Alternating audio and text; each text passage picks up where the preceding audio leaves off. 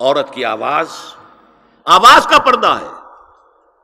اب دیکھیے کس حد تک نماز میں اس وقت عورتیں بھی شریک ہوتی تھیں، اگرچہ حضور نے فرمایا مردوں کی صف بہترین سب سے آگے والی ہے اور سب سے بری صف سب سے پیچھے ہے، کیونکہ اس کے پیچھے پھر عورتوں کی صف ہوتی تھی، اور عورتوں کے لیے سب سے اچھی صف سب سے پچھلی والی ہے اور سب سے بری سب سے آگے والی ہے۔ سب سے آگے والوں کے سامنے پھر مرد ہوتے تھے، ان کی پشت ہوتی تھی۔ تو اسی طریقے سے اگر غلطی کی ہے تو مرد جو ہے کہے گا سبحان اللہ، امام سے غلطی ہو گئی ہے، مرد کیا کہے گا؟ سبحان اللہ۔ عورت کیا کرے گی؟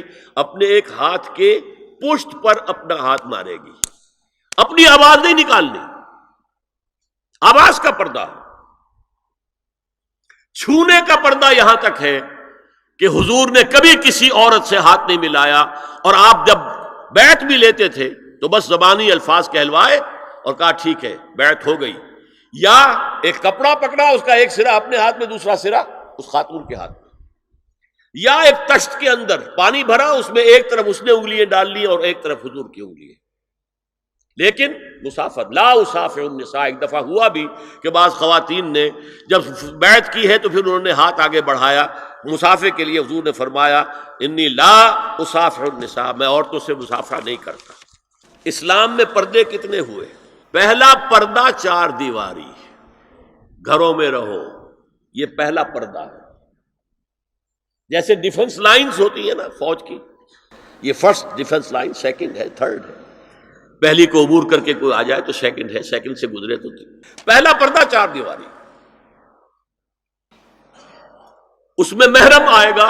اب دیکھیے اسی پر ہماری تہذیب استوار ہوئی، اسی پر ہمارا آرکیٹیکچر بنا، گھر ایسے بنے کہ مردانہ علیحدہ زنانہ علیحدہ، چھوٹا آدمی ہے تب بھی بیٹھک علیحدہ، بیٹھک باہر سے کھلے گی اور پھر ڈیوڑی سے ہو کر پھر گھر کے اندر جائیں گے، مرد آئیں گے تو یہاں بیٹھیں گے، اندر نہیں جائیں گے، اندر تو صرف وہی جائیں گے جو محرم ہے، ابدی محرم۔ دوسرا پردہ ستر، گھر کے اندر جو محرم آ گئے ہیں ان کے سامنے چہرہ تو کھلے گا، باقی جسم کا کوئی حصہ بھائی بہن کا نہیں دیکھ سکتا، اور باپ بیٹی کا نہیں دیکھ سکتا، بیٹا ماں کا نہیں دیکھ سکتا۔ یہ ستر، عورت پوری کی پوری عورت ہے۔ عورت کہتی ہے چھپانے کی چیز کو، عورات النساء، عورتوں کی چھپی ہوئی چیزیں جن پر ظاہر نہیں ہوئی، لم یظہروا علی عورات النساء، ابھی تک ہم نے لفظ پڑھایا ابھی۔ تیسرا پردہ ہے چہرے کا پردہ،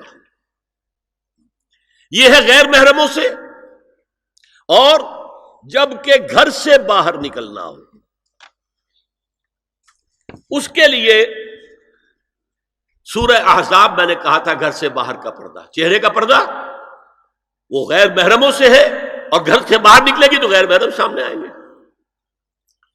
یا ایھا النبی قل لازواجک وبناتک ونساء المؤمنین یدنین علیہن من جلابیبہن ذالک ادنی ان یعرفن فلا یؤذین وکان اللہ غفورا رحیما۔ اے نبی صلی اللہ علیہ وسلم کہہ دیجئے اپنی بیٹیوں سے اور اپنی بیویوں سے اور مسلمانوں کی خواتین سے۔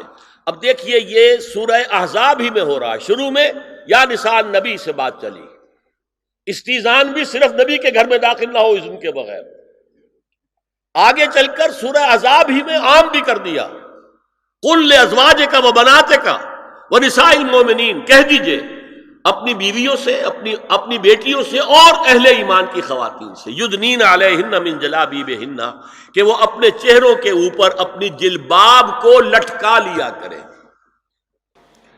چہرہ چھپ جائے۔ اب اس کی تفسیر میں چاہتا ہوں کہ آپ کو جو مختلف مفسرین نے کی ہے وہ آپ کے سامنے میں رکھوں۔ حضرت عبداللہ ابن عباس نے اس آیت کی جو وضاحت فرمائی ہے اسے حافظ ابن کثیر نے اپنی تفسیر میں اس طرح نقل کیا ہے، اللہ نے مسلمان عورتوں کو حکم دیا ہے کہ جب وہ کسی کام کے لیے گھروں سے نکلیں تو اپنی چادروں کے پلو اوپر سے ڈال کر اپنا منہ چھپا لیں اور صرف ایک آنکھ کھلی رکھیں، دونوں آنکھیں بھی غلط ہیں۔ ہمارے ہاں برقع کیوں بنا تھا؟ دیکھیے چادر میں عورت لپٹی ہوگی، اس کا ہاتھ جو ہے اس چادر کو سنبھالنے میں آکوپائی ہو جائے گا۔ برقع ضرورت کی ایجاد ہے جو ہوا ہے، اور اس کے آگے آپ کو معلوم ہے پچھلے برقعوں میں جالیاں لگی ہوتی تھی کہ نگاہوں سے بھی براہ راست سامنا نہ ہو۔ اور یہ میں نے اپنی آنکھوں سے دیکھا، انقلاب ایران کے بعد جو حاجی آئے ایران سے، ان کو جو میں نے دیکھا ہے، اس طرح چادر میں ملبوس عورتیں ہوتی تھی، لمبی سی چادر، ایک ہاتھ سے اس کو اس طرح پکڑا ہوا ہے اور صرف ایک آنکھ کھلی ہے، دوسری نہیں۔ میں نے شروع میں کہا تھا ہمارے نزدیک اسلام دین ہے، صرف مذہب نہیں۔ اسلام قرآن اور سنت دونوں پر مبنی ہے، صرف قرآن پر نہیں۔ اسی میں ایک اضافہ کیجئے اس بات کا کہ حضور نے کئی حضرات سے یہ کہا، کہیں وہ رشتہ کر رہے تھے، کہ آپ نے ایک نظر دیکھ لیا ہے۔ اب اگر یہ ایک نظر دیکھنا اس کی اتنی اہمیت ہے تو اس کا کیا مطلب ہے؟